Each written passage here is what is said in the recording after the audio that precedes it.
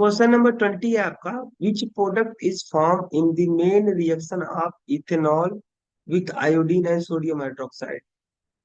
Ethanol, ethanol,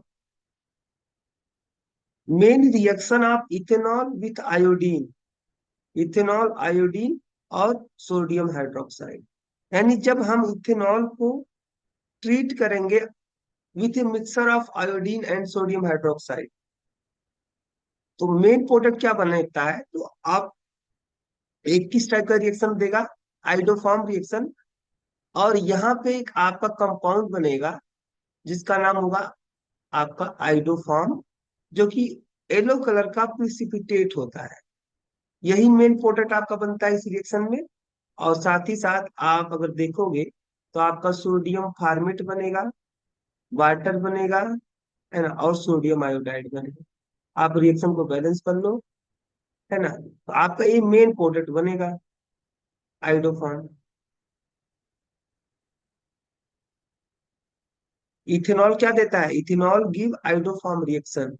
जब आप ethanol को ट्रीट करोगे आयोडीन और सोडियम हाइड्रोक्साइड के साथ में, तो आपका एक येलो कलर का प्रिसिपिटेट बनता है जिसका नाम होगा आइडोफॉर्म, है ना। अगर आपको डिफरेंशिएट करना हो मिथाइल अल्कोहल और इथाइल अल्कोहल के बीच में, तो इथाइल अल्कोहल आपका आइडोफॉर्म रिएक्शन देगा, मिथाइल अल्कोहल नहीं देगा। ऐसे आप डिफरेंशिएट कर सकते हो।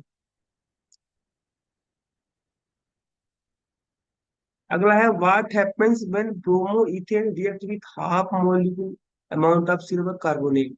क्या होगा अगर ब्रोमो इथेन, ब्रोमो इथेन का मतलब आपका C2H5Br, इसको what happens when bromo ethane react with half molecular amount of silver carbonate.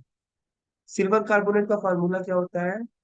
तो सिल्वर कार्बोनेट का फार्मूला Ag2CO3, है ना। अब इसको अगर मैं ट्रीट करूंगा इसके साथ में, अगर सिल्वर कार्बोनेट को अगर मैं ट्रीट करूं, अगर अगर सिल्वर कार्बोनेट आपका रिएक्ट करे किसके साथ में? ब्रोमोइथेन के साथ में, तो क्या होगा यहाँ पे? सिल्वर, सिल्वर ब्रोमाइड का एक प्रिसिपिटेट बनेगा और आपका क्या बनेगा?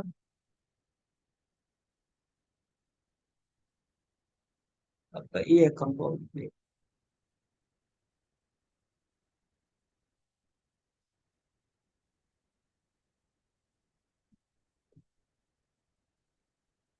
ये आपका प्रोडक्ट बनेगा जब ब्रोमो इथेन रिएक्ट करेगा किसके साथ में? सिल्वर कार्बोनेट के साथ में। इसका हाइड्रोलिसिस कर दोगे तो आपका बनेगा इथेनॉल।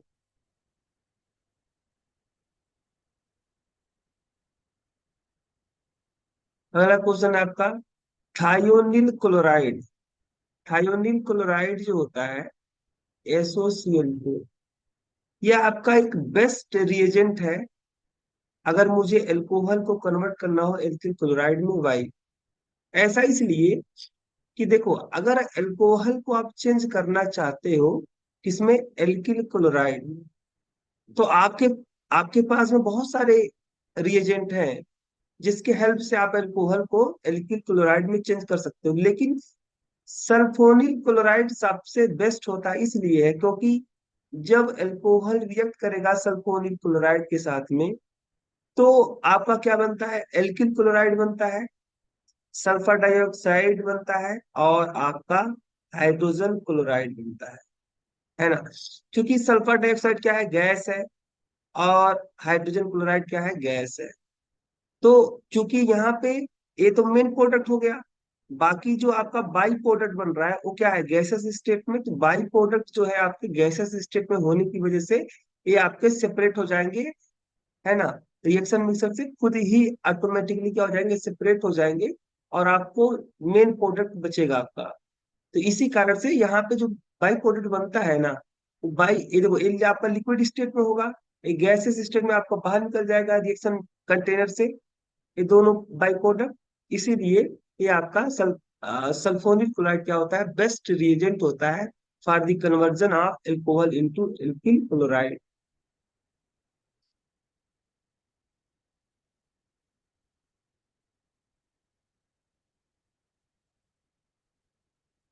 अगला क्वेश्चन है कि कार्बन हाइड्रोजन जो बॉन्ड होता है, एल्किल हाइलाइड में जो कार्बन हाइड्रोजन बॉन्ड होता है, ये पोलर होता है, तो बात सही है। यहाँ पे जो हाइड्रोजन है वह मोर इलेक्ट्रोनेगेटिव है, मोर इलेक्ट्रोनेगेटिव है, तो इस बॉन्डिंग इलेक्ट्रॉन डेंसिटी को अपनी तरफ थोड़ा सा शिफ्ट कर लेगा, अपनी तरफ खींच लेगा, तो इस पे पार्शियल निगेटिव चार्ज होगा, इस पे पार्शियल पॉजिटिव चार्ज, है ना। जो हाइड्रोजन होता है वो माइनस आई इफेक्ट लगाने की वजह से कार्बन पॉजिटिव चार्ज क्रिएट होगा और हाइड्रोजन के ऊपर निगेटिव चार्ज। यह पोलर होता है। फिर भी आपका यह जो होता है एल्किल हाइलाइड, यह वाटर में इनसॉल्युबल होता है पोलर होने के बावजूद।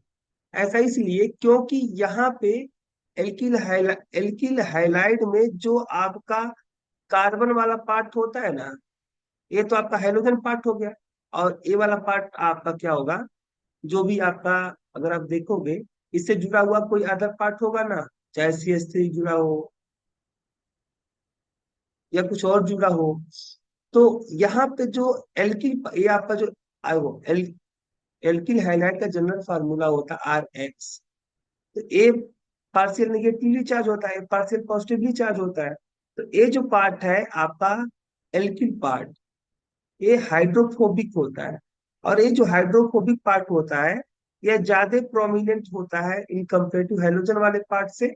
इसीलिए यह इन पोलर होने के बावजूद क्या है, इनसॉल्युबल है, कहाँ पे, आपका वाटर में।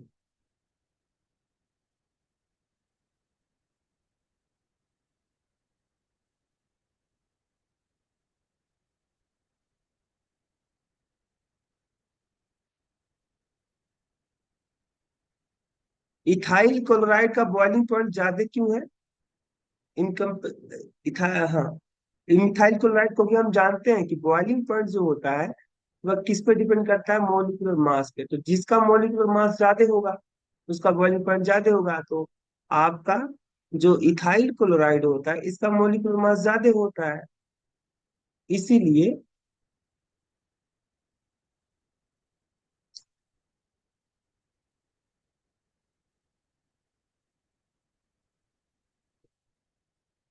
इसका मोलिकुलर मास क्या है, ज्यादा है, मोलिकुलर मास क्या है, ज्यादा है,